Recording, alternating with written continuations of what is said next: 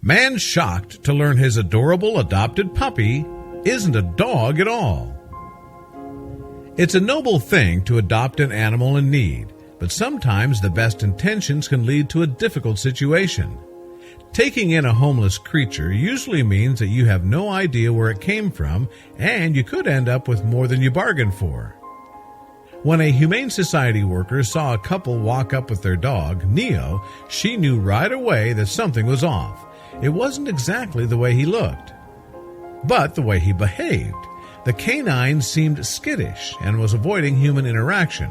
She wasn't sure how to broach the subject, but finally she asked them if they knew what Neo really was. When a Tucson, Arizona man saw a sign on the house that said, "Free dog," he decided to knock on the door. The moment he saw the puppy's big amber eyes and perky little ears, he knew he had to adopt the little guy. The puppy, whom he named Neo, turned out to be a bigger handful than he had bargained for.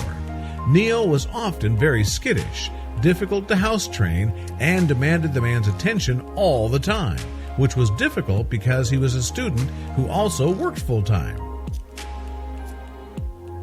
When the man was out of the house, he would leave Neo in the backyard, but the puppy refused to stay put. The pup would dig his way out or jump the fence to get into the neighbor's yard and play with their dogs. His owner built a higher fence, but Neo soon chewed through it. What Neo's owner didn't realize yet was that Neo wasn't a dog, but a wolf dog. To make matters worse, he was high content, meaning that genetically, Neo was more wolf than dog. His amber eyes and lanky body were reminiscent of a wolf's, but it was his behavior that was the bigger giveaway. Neo wasn't interested in interacting with people besides his owner, but his wolf-like desire to find his pack meant he was always visiting the neighbors' dogs. At first, the neighbors tolerated Neo's visits, but he began to become a nuisance, and one day they decided they'd had enough. The neighbors threw Neo on a leash and drove him to the Humane Society. They'd hoped that the shelter would be able to hold him until they worked out something with the owner to get the canine's behavior under control. A worker who was standing outside the building when they arrived saw Neo and instantly knew that he was no dog.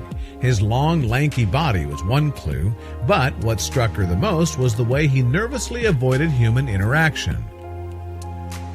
She asked the perplexed-looking owners if they knew that wasn't a dog on their leash, and they admitted they had their suspicions.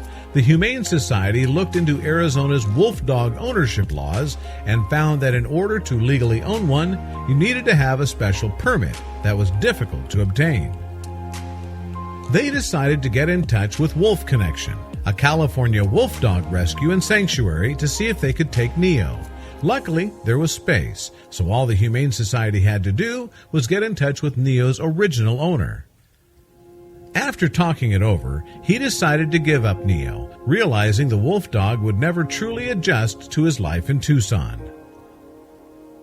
Neo was in great physical shape when he arrived to the sanctuary, but the workers still tried to keep him isolated until their veterinarian could give him medical clearance to be around the other wolves and wolf dogs. However, Neo was as eager as ever to find his pack, and he quickly managed to escape the isolated kennel. He immediately went to the alpha female Maya's territory to try and make friends. On his very first night at the sanctuary, he joined the evening wolf howl that occurs when the workers leave for the day. It seemed that Neo had finally found his place. While rescuing an animal in need might go without saying, knowing when to let one go is a whole other thing.